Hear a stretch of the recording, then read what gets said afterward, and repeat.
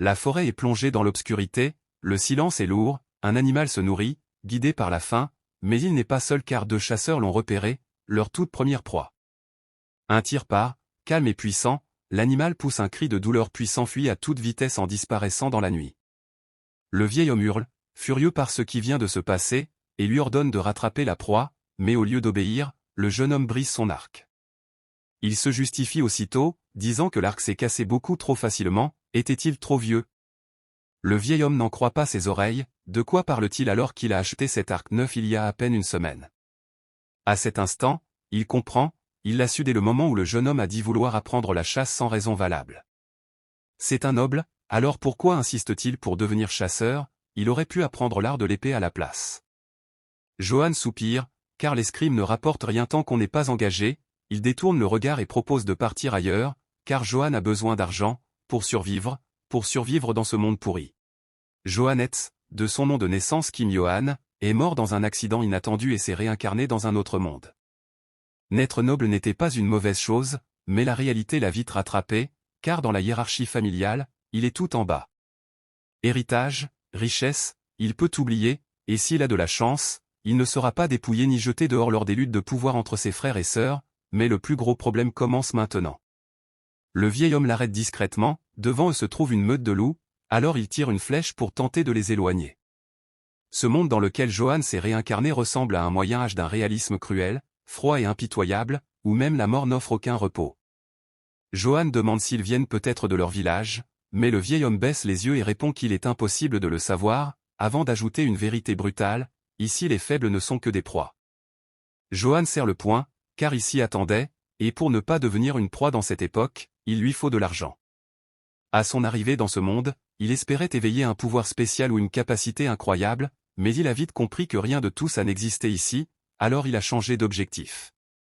L'argent. Avec de l'argent, il pourra quitter ce territoire, devenir marchand ou même fermier libre, car ici l'argent est tout, et peu importe ce qu'il devra faire, il ramassera chaque pièce. Le vieil homme l'appelle et lui montre une plante, l'herbe du petit diable, une herbe médicinale rare capable d'arrêter les saignements et d'aiguiser l'esprit. Johann se dit que ça doit valoir cher et décide de la garder, mais le vieil homme remarque alors un objet au sol, ce n'est pas à Johann, quelqu'un l'a forcément perdu ici. Impossible pourtant, car personne ne s'aventure aussi profondément dans la forêt, et une pensée glaciale traverse soudain l'esprit du vieil homme. Un cri déchire alors le silence, quelqu'un appelle à l'aide. Ils accourent et découvrent une jeune fille accrochée à un arbre de toutes ses forces, entourée de loups. C'est d'elle, la fille de Robert, et le vieil homme n'en revient pas, pourquoi une enfant est-elle ici? Les loups remarquent leur présence, ils sont trop nombreux pour être affrontés seuls, mais Johann avance sans hésiter et fonce droit vers eux. Joseph crie que c'est trop dangereux, que ce ne sont pas des loups ordinaires mais des mangeurs d'hommes, de vrais prédateurs, pourtant Johann le rassure et lui dit que ça ira, qu'il attirera leur attention pendant qu'ils sauveront d'elle. Le vieil homme n'en croit pas ses yeux, un noble qui se propose comme appât pour sauver une simple roturière. Johann, lui, sourit intérieurement, car s'il avait su que cela arriverait, il aurait appris la chasse plus sérieusement. Il réalise que cet endroit est une véritable mine d'or, 1, 2, 3, au moins 10 loups, et avec toutes ces fourrures, il pourra gagner une fortune. Il charge alors en criant, tandis que Joseph, choqué, s'exclame en voyant sa technique, demandant quel genre d'escrime complètement tordu c'est censé être. Les loups attaquent sans hésiter, Johann lève son épée pour bloquer une morsure, mais la mâchoire du loup est si puissante qu'elle brise la lame. Surpris, Johann baisse sa garde et un loup lui saute à la gorge, Joseph crie son nom au même instant. Pendant ce temps, dans le territoire des Etz, au village de Baltroden, la procession d'inspection avance avec la concubine Madame Etz, le premier fils Philippe Etz et le seigneur Josan Etz, qui se plaint de ce trou misérable. Philippe remarque alors que Johann est introuvable et propose d'envoyer des soldats pour retrouver ce vaurien, mais Josan refuse sèchement, disant que s'il meurt quelque part comme sa mère misérable, cela lui est égal. Josan remarque alors un tas de paille à l'entrée du village et demande la raison, les villageois s'excusent et expliquent que derrière se trouvent les traces de l'entraînement de Johann qu'ils ont couvertes car elles faisaient mauvaise impression. Intrigué, Josan jette un œil et reste figé en voyant les arbres marqués, les impacts profonds et l'intensité inhumaine de l'entraînement. Dans la forêt, Johann est à terre, les loups tentent de le déchirer mais n'y arrivent pas, sa peau ne cède pas, et comme il le pensait, se battre à l'épée n'est vraiment pas son style. Un loup est soudain projeté dans les airs, et cette fois Johann décide de combattre à sa manière, invitant ses adorables petites machines à argent à venir à lui. Ici, seul compte la survie du plus fort, et pour ne pas devenir une proie dans cette époque, Johan a besoin d'argent, mais pour gagner cet argent, il lui faut une force écrasante, une force capable de dépasser les limites humaines. Joseph reste sans voix en voyant les loups tomber les uns après les autres sans effort, incapable de croire à une telle puissance, tandis que les survivants, terrifiés par le massacre, prennent la fuite. Johan regarde alors les corps étendus au sol et murmure calmement une dernière question, combien tout ça vaut? Johan n'avait pas d'autre choix que d'accepter la réalité, car la vie dans ce monde n'était pas facile. Ses frères, bien mieux placés que lui dans la hiérarchie familiale, le tourmentaient sans cesse, exhibant leur statut tout en l'insultant et en le frappant quand bon leur semblait. Peu à peu, Johan comprit à quel point ce monde était impitoyable, car même s'il était battu à mort, personne ne s'en soucierait, et la seule personne sur qui il pouvait compter, c'était lui-même. Alors il réfléchit, cherchant ce dont il avait besoin pour survivre dans un monde médiéval, et il réalisa qu'il possédait un avantage unique sur les gens de cette époque. Dans sa vie passée, il était un étudiant moderne, habitué à étudier sans relâche pour des emplois et d'innombrables examens, et grâce à cela, son esprit regorgeait de connaissances que les gens de ce monde ne pouvaient même pas imaginer. Il décida d'exploiter cet avantage en utilisant la science de l'entraînement moderne, les exercices à haute intensité et une alimentation équilibrée, tout en pratiquant des arts martiaux de combat rapprochés réellement efficaces. Ainsi, son entraînement sans fin s'accumula jour après jour, année après année, et à chaque session, son corps révélait une force toujours plus écrasante. Désormais, Johan se sentait différent, presque rafraîchi, mais personne ne savait si cette force était une bénédiction divine ou une nouvelle épreuve, tandis que le temps continuait de s'écouler. Johan secoue la poussière de ses mains, tous les loups sont à terre. Joseph se précipite et demande à Adèle si elle est blessée quelque part, puis soupire en regardant Johan, le trouvant incroyablement imprudent et se demandant s'il comprenait à quel point la situation était dangereuse. Pourtant, malgré tout, Joseph est profondément touché de voir un noble s'interposer sans hésiter devant des bêtes sauvages pour sauver une jeune serfe, et au nom des villageois, il lui exprime sa gratitude. Johan, concentré sur les corps des loups, ne l'écoute presque pas et se demande lequel se vendra le plus cher, avant de demander distraitement ce que Joseph disait et de vérifier si Adèle allait bien. Elle lui répond qu'elle va bien grâce à lui, mais soudain, son visage se fige de désespoir, car elle a aperçu quelque chose de terrifiant. Johan et Joseph se retournent et découvrent un monstre gigantesque qui se tient devant eux. Joseph comprend aussitôt le danger et supplie Johan de fuir, car une créature pareille nécessiterait une armée entière. Johan réalise alors que ce monde n'est pas un simple univers médiéval, puisque des monstres y existent, et en observant la bête, il comprend qu'il s'agit probablement du chef de la meute, celui dont il a massacré les subordonnés. Il s'excuse presque intérieurement, tout en pensant que les peaux de loup se vendent déjà cher, et que celle de cette créature vaudra encore plus, même si le monstre le considère clairement comme une proie. Sans hésiter, la bête attaque, et Johan se dit que peu importe ce qu'elle est, sa peau se vendra à prix d'or. Il lance une pierre et blesse le monstre à l'œil, mais réalise aussitôt qu'il a abîmé sa peau et que le prix va chuter. La créature, folle de rage, pousse un cri terrifiant et se jette sur eux. Mais Johan sent soudain ses forces l'abandonner, sa vision se trouble, et il s'effondre, perdant connaissance. Des bruits d'acier résonnent, des épées s'entrechoquent, comme si deux chevaliers se livraient un combat à mort. Johan se réveille en hurlant, confus, cherchant le monstre du regard, mais sa première pensée est de savoir si tout le monde va bien. Il ignore ce qui s'est passé, mais comprend que d'autres monstres pourraient apparaître, et qu'ils doivent rentrer rapidement au village, même s'il regrette déjà de ne pas pouvoir récupérer les peaux de loup. Après un moment de silence dans la forêt, Johan remarque que le village est encore illuminé et se demande si tous les villageois sont sortis pour chercher Adèle. Même s'il ne l'avait pas voulu, il l'a sauvée, et peut-être gagnera-t-il quelques points auprès de son père.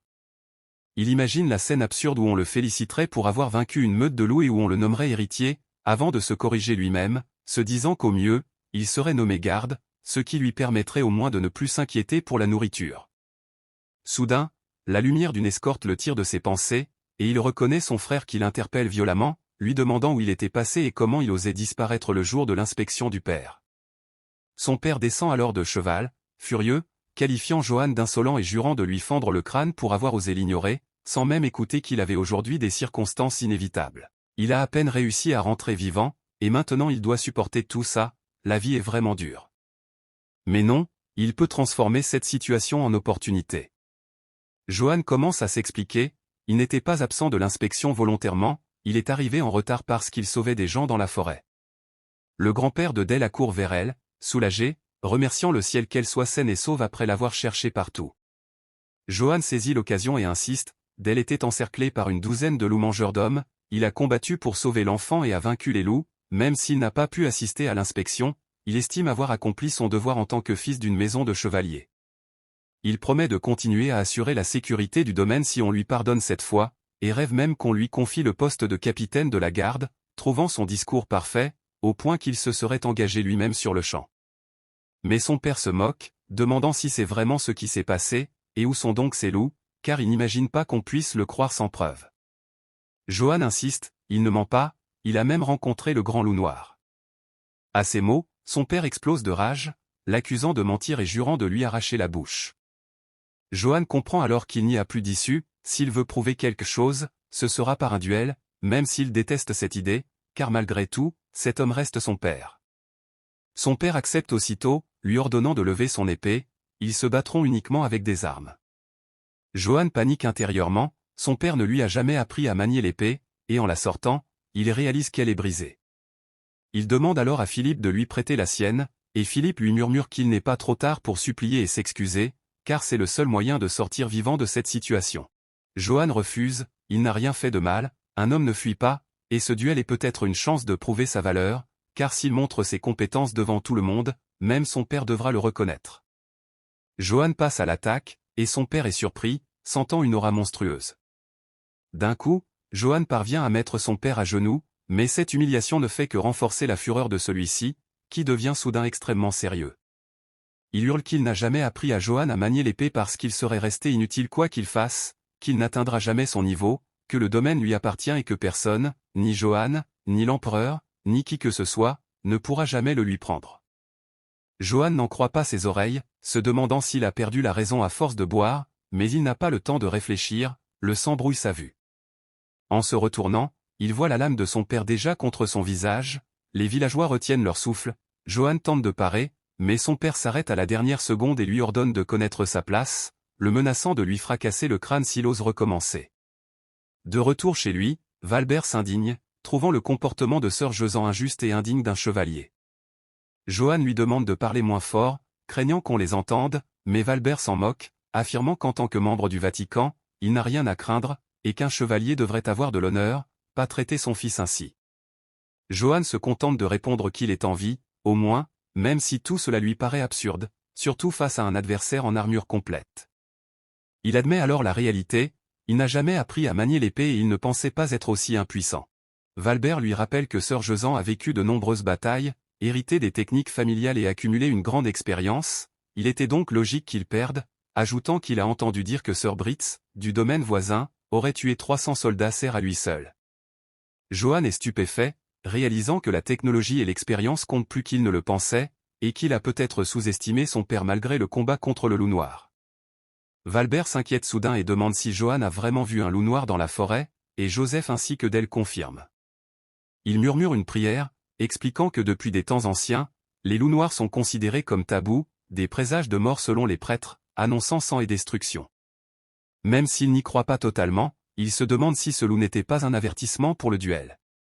Johan reste sceptique, et Valbert tente de le rassurer, disant que ce ne sont que de vieilles histoires et que Dieu aide peut-être Johan, puisqu'il est quelqu'un de bon qui place les autres avant lui-même.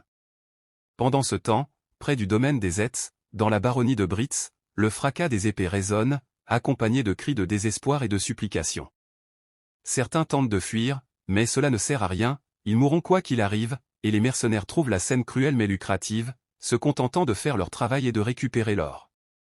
À l'entrée du territoire, un éclaireur fait son rapport à sœur Karamave, annonçant que les mercenaires ont terminé le nettoyage et lui remettant l'anneau sceau de la famille Britz.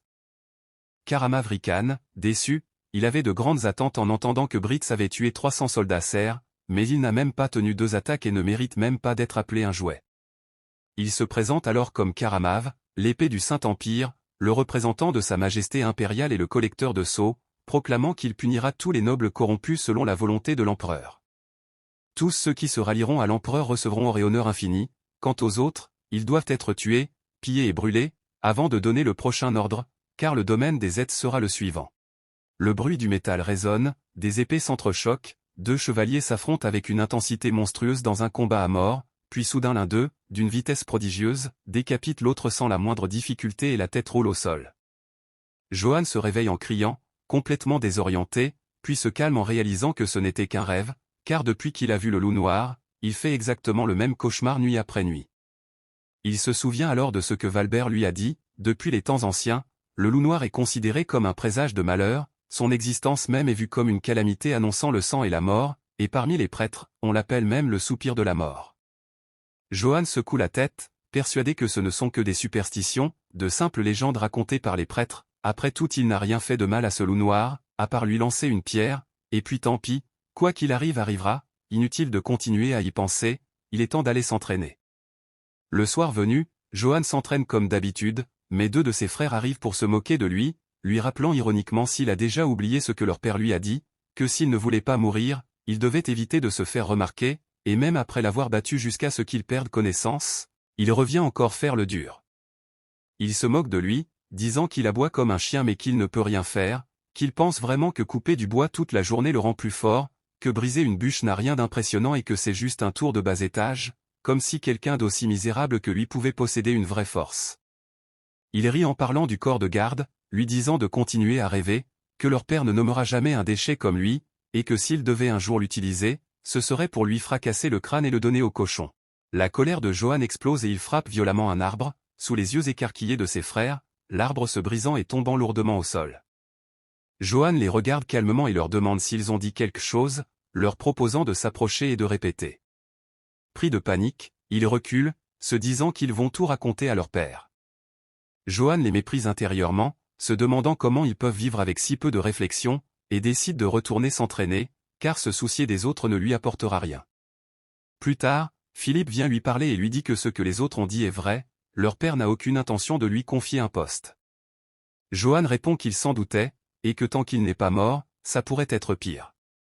Philippe lui demande s'il n'est pas déçu, mais Johan répond simplement que c'est comme ça, et qu'il devra trouver un autre moyen de gagner sa vie.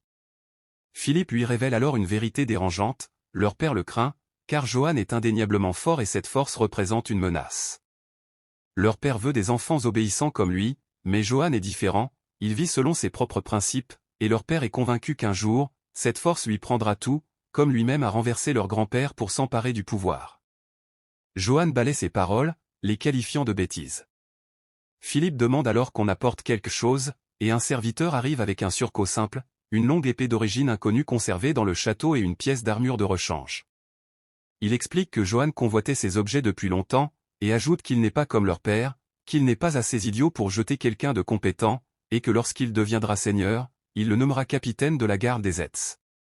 D'ici là, il lui demande de ne pas négliger son entraînement et d'arrêter de causer des problèmes. Johan proteste, disant qu'il n'en a jamais causé en premier. Après le départ de Philippe, Johan fixe l'armure, réalisant que c'est exactement celle de son rêve. Il se demande si en la portant, il finira comme dans ce cauchemar, mais pour une raison inconnue, il sent qu'il peut dépasser ce destin, même sans aucune preuve, et quoi qu'il en soit, s'il veut gagner, il aura besoin d'équipement. Le soleil se couche paisiblement, mais dans une taverne du village, les voix s'élèvent, certains crient que Johan dit la vérité, qu'il a tué des dizaines de loups mais a laissé les peaux derrière lui parce qu'un vrai chevalier ne devrait pas être obsédé par l'argent, qu'il a tiré son épée uniquement pour sauver d'elle et Joseph, et qu'il incarne parfaitement le modèle du véritable chevalier. D'autres ajoutent qu'il est bien plus chevaleresque que leur Josan, ce porc ivrogne et coureur de jupons, se demandant même pourquoi il n'est pas encore mort.